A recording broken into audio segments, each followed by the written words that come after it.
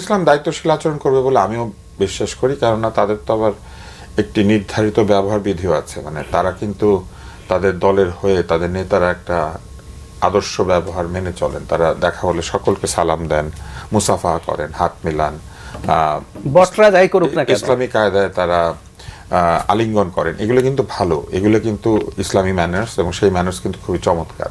ফলে আমার ধারণা যে এই ম্যানার্সের তো কোনো ভঙ্গ তারা করবেন না যখন সংসদেও যাবেন। এছাড়াও তারা নিজেরা যখন বক্তৃতা দেন কোনো অশ্লীল শব্দ বা এইসব তারা ব্যবহার করেন না।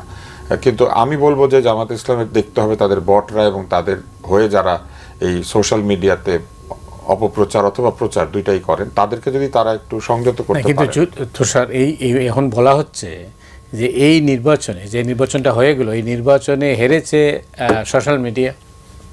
এই নির্বাচনে আসলে হেরেছে সোশ্যাল মিডিয়া। হ্যাঁ, সোশ্যাল মিডিয়াতে যেইভাবে তারা বিনিয়োগ করেছেন সেই ফলাফল সোশ্যাল মিডিয়া থেকে আসে না। এর একটি বড় কারণ হচ্ছে যাদেরকে ইনফ্লুয়েন্সার হিসেবে তারা খুবই বড় বলে মনে করেছেন, এই ইনফ্লুয়েন্সাররা নিজের স্বার্থকে অনেক বড় করে দেখেছেন সব জায়গাতে। তারা কিন্তু সঠিক কথাটা না বলে তারা মানে এক ধরনের কথা বলেছেন যেটা ওই রাজনৈতিক মিথ্যা, এবং তারা মানুষকে এমনভাবে কথাবার্তা বলেছেন, সকালে একটা বিকালে আরেকটা, যে মানুষ বিভ্রান্ত হয়েছে। আর কিছু কিছু কথার ফলাফল অত্যন্ত খারাপভাবে সমাজে পড়েছে।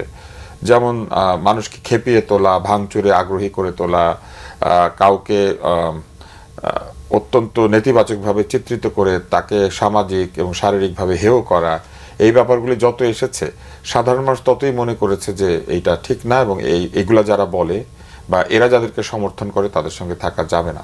আমাদের সংস্কৃতিতে তো এই জিনিসটা নাই। আসলে অসম্মান কিন্তু আমাদের সংস্কৃতিতে নাই।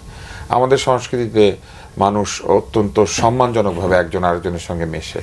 তো এই জিনিসগুলি যেহেতু সোশ্যাল মিডিয়াতে কেউ মানে না, তাদের এবং অন্যদেরও যারা এই অ্যাক্টিভিজম করেন এবং অসভ্য ভাষায় কথা বলেন, ব্যক্তিগত আক্রমণ করেন, এই জিনিসগুলি যখন সাধারণ লোকেরা দেখেছে তারা ভেবেছে যে এদের সঙ্গে থাকা যাবে না, এরা তাহলে আরও এটাকে বাড়িয়ে দেবে। এবং মবকে প্রেশার গ্রুপ বলার কারণেই কিন্তু ভোট কমেছে।